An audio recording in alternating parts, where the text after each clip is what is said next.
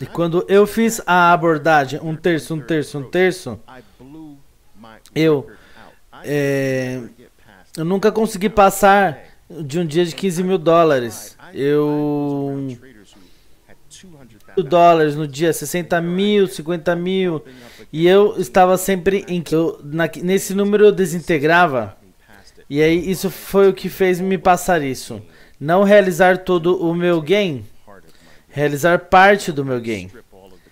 Quando eu tiro a parte complicada da terminologia, essa é a pergunta do Angel, do Carl. Eu vou compartilhar uma história com vocês que eu compartilhei hoje cedo. Cada trader tem um demônio que tende a ser o mais difícil de conquistar. Uma falta, uma idiosincrase. O que me caçava era realizar meu lucro muito rápido. Eu cheguei a um lugar onde eu era muito consistente e bem lucrativa, onde eu podia suportar a minha família, apoiar toda a minha família, e eu ia muito bem.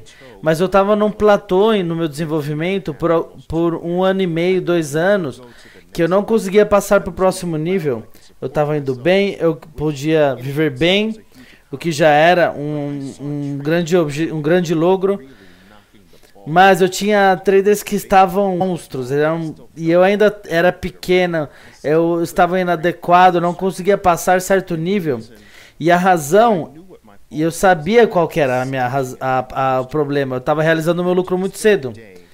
Então, a partir desse dia, isso construiu tão profundo no meu DNA de trading, que eu nunca consegui totalmente erradicar esse problema. Mas o que eu fiz? Eu mitiguei esse problema e reduzi os seus efeitos negativos por incorporar o que eu chamo de abordagem incremental de venda, que eu acho que é o melhor que a maioria dos traders deveriam fazer. Eu divido o bebê, ao invés de forçar a mim mesmo a estender os meus lucros e não realizar muito cedo, eu entendi que essa urgência para mim era muito poderosa para conquistar. Então, como eu podia satisfazer essa urgência, mas também satisfazer o desejo de pegar um lucro maior. Então, se eu pudesse encontrar uma forma de fazer os dois. Tinha esse personagem falando aqui nesse lado, falando, viu? Não realiza seu lucro. Um pássaro na mão vale mais do que nenhum. Você tem que pegar dinheiro porque você tem que apoiar a sua família. Então, se eu pudesse alimentar cada um desses personagens, um do lado de cada ombro, era assim. Se eu vou realizar cedo, eu vou realizar cedo com 1/3 dos meus lucros. E aí, quando tiver... Isso fez para mim mais fácil cavalgar com os outros 2/3. Mas aí o sentimento voltava rápido. Então, se eu tinha ganhos adicionais, esse ganho vinha. E aí eu decidi, ao invés de lutar contra essa segunda urgência, eu vou aplicar uma disciplina muito boa para o último terço. Então, o último terço eu vou sacrificar. Então, para mim, isso era muito bom. Para mim, isso fez ultrapassar esse teto de 2 anos que não estava deixando eu passar.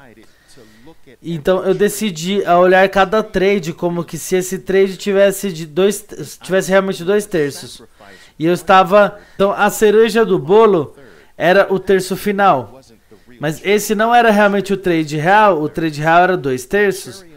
A cereja do bolo era o último terço. Então eu estava disposto a dizer, ok, se eu sair no break-even, no último terço, então não tem nenhum problema, porque o meu trade real é realmente de 2/3. Então esse é a cereja do bolo. Então se eu capturar mais, aí eu tenho uma cereja no bolo. Se eu conseguir pegar esse trade com ganhos grandes, eu vou ter uma grande cereja no bolo. Mas se não funcionar, eu vou sair desse último terço no break-even. Mas não tem problema, porque o trade é realmente de 2/3. Então, quando eu fiz 1/3, 1/3, 1/3, essa abordagem, aí eu comecei a ir muito bom com os meus registros. Antes eu não conseguia passar de 15 mil dólares por dia. Dólares, 85 mil dólares por dia, 65 mil dólares por dia, 150 mil dólares. E eu estava lá em 15 mil dólares, não conseguia passar. Não conseguia passar. Eu desintegrava em 15 mil dólares nesse número. E isso é o que me fez passar. Sacrificar o último terço, como que se ele não fosse parte do trade. Com um stop no break-even. Quase como que esquecendo ele. Não esquecendo, mas não se preocupando o que ia acontecer com esse lote. E aí o que muitas vezes me mostrava isso era que algo que eu continuo ensinando aos meus traders hoje. O que essa prática me ensinou foi algo muito valioso. Ela me ensinou que os trades que andam com os trades que chegam nesse terço superior mais rápido, estatisticamente são os maiores trades de todos. Vou repetir isso.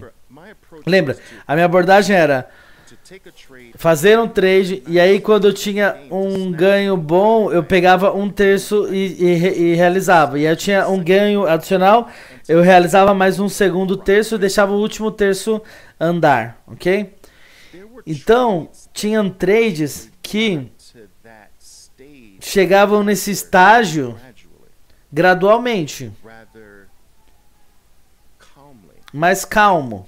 Mas os que se tornaram ser estatisticamente os trades mais poderosos eram que eu realizava e acontecia rápido e ele era muito poderoso. Então era como um touro poderoso saindo da jaula. Então eu constantemente explico os meus traders hoje. Se você tem um gain, que é a sua natureza violenta, e você consegue sair com blocos poderosos assim, com força, esse trade tipicamente tem mais movimento sobrando. Mas se você chega em estágios, em objetivos de realizar lucros gradualmente, quase como que se a ação tivesse